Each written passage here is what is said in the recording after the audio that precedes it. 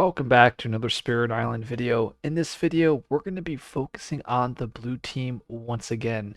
So the blue team has chosen an event as well as an explorer for Team Red, and now we need to execute the slow phase.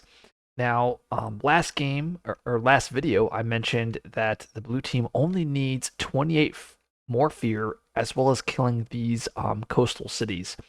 And spoiler alert, yes, they'll be able to actually achieve a tier level 3 victory on turn 5. So that is very impressive. So let's see what they can do and how much damage that they can put on the invaders. So looking at the fast cards they have, there's only one, and that is Weep. And let me see where they decide to use Weep. I believe they want to do it in just a land to get as much fear as possible. That makes the most sense to me. Let's see. So Lightning is going to choose E4, and they're going to get 2 fear. And they are going to time pass. And once again, Lightning is going to do a reclaim. Very standard Lightning stuff. And I'm not going to look through the draft here because they end up getting a crazy good hit here. And they end up finding Land of Haunt and Embers. And this is one of the few perfect element cards for the Pandemonium Innate. So there are only 2 cards, I believe, in the entire deck. That is Land of Haunt and Embers, as well as I think it's Lure into the Unknown, I believe. Yeah, Lure of the Unknown, which is your 2 0-cost tri-element cards. So those are ideally what you're looking for. And I believe because Eyes played Constancy and Many Minds played or took the Constancy, Many Minds gets to reclaim a card. And let's see what they decided to reclaim. They would like to reclaim Dreadful Tide, as well as Eerie Noises. Dreadful Tide getting reclaimed.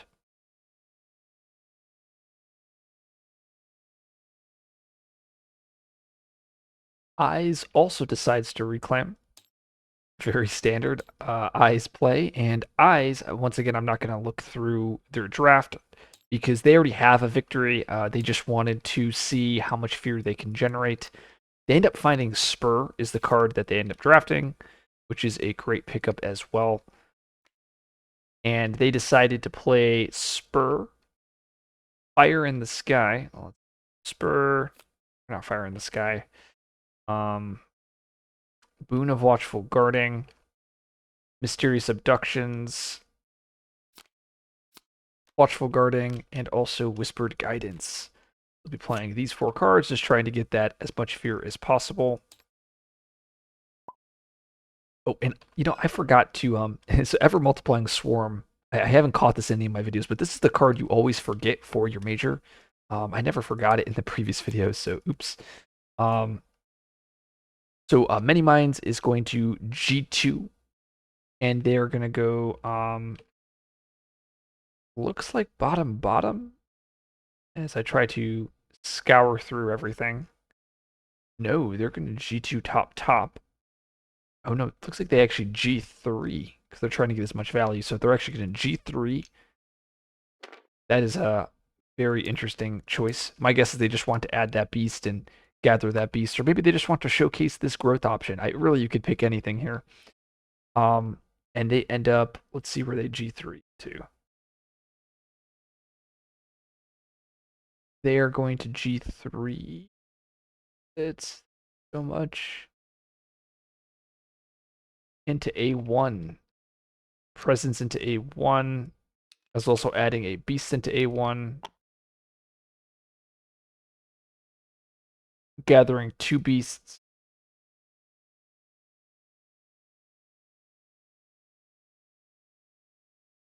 From H7. Interesting. I don't know if that's... I think they might have miscalculated because it's only gathering 1 beast with the growth. I think they have it gathering 2.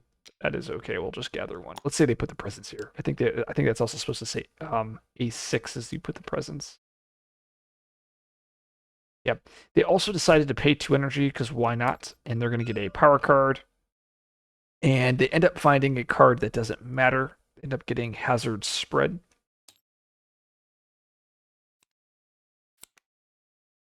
And the cards they're going to play, Dreadful Tide, Natures, as well as Insatiable. And Lightning is going to play their final turn. And they are going to do... Where is it? So, not Haunted Embers. They are going to be playing Fire in the Sky, a Lightning's Boon, Harbingers. Oh, they actually do play Land of Haunted Embers. So they will be playing these 4 cards. They are then going to take the Nature's Connection from Many Minds, getting 2 Moon with it. And Many Minds is going to use that to get the final animal. And then they are going to take the Spur from Eyes, gaining energy, and they get to actually play an extra card with Spur, and they're going to use that to play Shatter Homestead, and now they can max the innate, the 13 fear innate. So yeah, they're just trying to get as much fear as they can here. And Boon of Watchful Guarding does nothing. Mysterious Abductions, that will just be 2 fear for them. Let's say they do it here, and they ping this guy. Let's ping it over here to the wetland. And I'm just making actions here, because they just need to get as much fear as they can. And then they get the innate here, the Eyes innate, 1, 2, 3. I'm then going to do the Pandemonium. So the 13 fear innate. That's 1, 2, 3, 4, 5, 6, 7, 8, 9, 10, 11. Hopefully I added that all correctly. I think I did. Is it 13 fear? Do I not know how to do math? No, it's 11 fear innate. Math is hard. Oh no, but it's 13 fear because you're usually comboing it with the Shatter Homestead. That is why. Because you make Shatter Homestead fast, and that does 2 more fear. They would kill a town here. Kill this one. They'll use Fire in the Sky. That's 2 more fear. And they can use Harbingers, 1 fear. They'll use Lightning's Boon, giving that to Eyes, allowing Eyes to gather to Haunt, getting another fear. And then they're not going to do Land of Haunted Embers. And then finally, Many Minds gets to do the big damage attack, clearing these lands. And let's see how they're going to do that. They're going to use that left innate, gathering a ton of beasts. They're going to gather beasts into A1. And it looks like they're gathering 3 beasts from A8. Yep, because they only have 3 air. Remember, the left innate is going to gather beasts based on the number of air you have.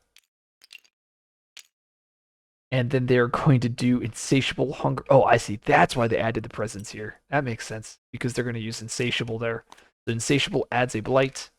They then Cascade, losing a presence, and now they still have that beast there. Yep, very, very smart by them. Insatiable then adds 2 beasts. So, beasts, or is it beasts? Beast. They then get to gather 2 beasts. They then get 1 fear per beast, so they're going to get 8 fear. And then they all get to do 2 damage, so that's 16 damage. That will kill everything, as well as push an Explorer. That there. And they destroy a beast that is insatiable. Now they are thresholded, so they get to repeat this in an adjacent land. They're going to do it here. They will then add, what is it? They will then add 2 beasts, gather 2 beasts. They will then get 4 fear. 1, 2, 3, 4.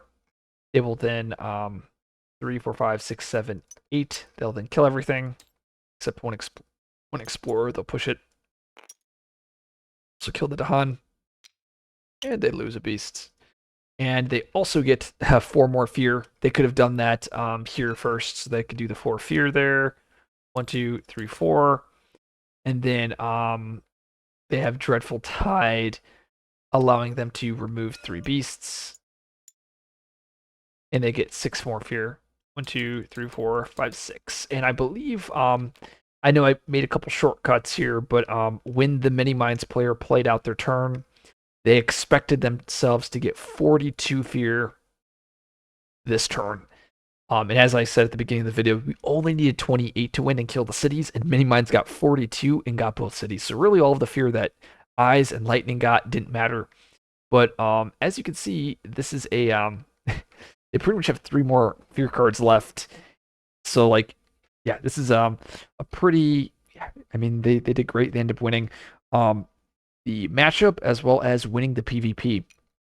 Now, Team Blue, once Team Red had finished the fast of last turn in my last video, Team Blue recognized that they had a victory, and Team Red decided not to continue. They ended up conceding at this point, which I think is very respectable. I mean, there was nothing Team Red could have done to beat what Team Blue was able to accomplish this game. So I'm pretty happy with how this turned out. So let's now take a look at the recap. Okay, so the MVP of this first PvP series was 100% Many Minds. This spirit was a complete powerhouse. It was doing so much, whether it was generating 42 fear in a turn or just being able to clear multiple lands. It was able to give out that Bedevilment. And man, Bedevilment, this is such a good card, and it's so underrated by players. But this card, I think, defended 4 lands in the 2 times it was played. Maybe it was 3 lands. I'm not sure. But it just did so much value for 0 cost. Like, Many Minds already wants to play it for the elements. So it was just an excellent card, and it also allowed Eyes to move presence such that Eyes could utilize that boon of Watchful Guarding for that nice defend 8 here, and then I think they used it somewhere else. But another thing was, this is such an effective combo between Many Minds and Eyes, right? Many Minds moving presence around, and then Eyes giving them Watchful Guarding. So really liked that combo. So yes, so Many Minds, I would rate them as number 1, the most valuable spirit. The second one would go to Eyes. Eyes is just such a consistent and impressive spirit. I mean, it generated so much fear, lots of defense, being able to do Boon of Watchful Guarding, and then Eyes usually drafts that card on turn 1 in typical Eyes builds. And look at, they found Gift of Constancy, and that's one of the great things about these types of spirits. They're able to draft cards early on and then build plans off of it. Like, even if they didn't get Constancy, maybe they get Living Energy, or maybe they get Nature's Connection. There's so many good zeros that they can just throw turn 1 for free. So, I mean, and you saw just how insane it was this game. Giving Many Minds those repeats, those reclaims, giving Many Minds the ability to have extra energy, such that Many Minds can play that Insatiable. I think Pandemonium Lightning was a solid pickup. Like I said at the very beginning of the series, I thought it was a very skeptical pick, just because there was other spirits on the table that I thought would be stronger. I think Relentless Gaze was still available, if I remember correctly. And they ended up going with Lightning. And I mean, I think Lightning pulled its weight.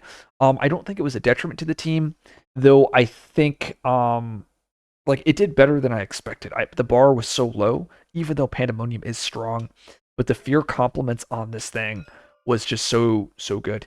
Now, luckily for them, they did draft the Zero Fire. That Zero Fire is so critical to having the spirit played, just because it doubles that innate. You go from getting 2 fear a turn to getting 4 fear a turn, and then the extra strife solves the land because it's a town explorer. But I actually wouldn't rate Lightning as the 3rd spirit. I'm actually going to pick one of the spirits on Team Red. Now, as you can see, I have Team Red here. We have the Bringer, the Ocean, and the Voice. There's one of these spirits that really impressed me, and that was Bringer. Bringer did a lot this game. Remember that turn 1 transformative sacrifice? Well, yeah. So that turn 1 T-Sac, just incredible. Actually, maybe I was supposed to forget it to Terrifying Nightmare. I can't remember. But yes, so I was definitely supposed to forget it. I think what happened was I was paying attention to the logs, and I saw that it was forgotten there, and I just forgot to enact it in this video. But in the next series, I'll try to be a little bit more astute. But yeah, that transformative sacrifice turn one, allowing voice to just generate so much value in the middle of the board was just excellent. And then in the mid game, they end up getting Terrifying Nightmares, allowing them to drown just so much on that D1. And this is the exact card you want with Bringer here. A card that is clearing lands, generating 6 fear a turn, and it's on element, just great. And then Enticing, I thought was very cool, was them using Enticing into the ocean, gathering stuff into the ocean, and just outright killing it. So I thought that was quite powerful. I mean, it just did really well. I mean, like it managed everything it needed to manage, and it just it did great. It definitely pulled its weight. Um, Ocean and Voice. I mean, I think they were fine. I really wanted to see if this combination could beat the Russia 4, England 4, because this 4/4 comp is like one of the hardest comps in the entire game. I shouldn't say that. That's probably an exaggeration, but I like to speak in hyperbole. But this is significantly harder than the Diff 10.5. Like this is probably at least 12, maybe even higher. I've played it at least 2 to 3 times, and I know I have a winning record. I know I've won at least 2 games, but I think I've also lost between 1 and 2 as well. But this is a very difficult matchup, and it sucks that we didn't get to see it play out because this stage 3 is where all of the pain comes, and usually it's a race against time. You're trying to finish the fear deck before it kills you. Um, and I get the feeling that this team probably dies in 2 to 3 turns, but I don't know. I was wrong about Pandemonium and Lightning, and so okay, so we talked about that. I think they're trying to think if there's anything else I wanted to talk about in these videos. So I will be hosting the next PvP series. If you guys like these videos, then I'll plan on doing one more set of the PvP multiplayer videos. I'll also cover the ban process in those videos to see if you guys like it or not or whatever. If you are not interested in this content, please still comment so that I know, okay, you guys don't like this, so I probably should just focus on just doing the other stuff because these actually take a little bit of time to put in, a little bit of time to actually put together. It's not as easy as me just recording playing a single player solo game, but overall, I really enjoyed hosting it, and both teams had a lot of fun. So if you guys like this video, like, subscribe for more content. I'll see you guys in the next video.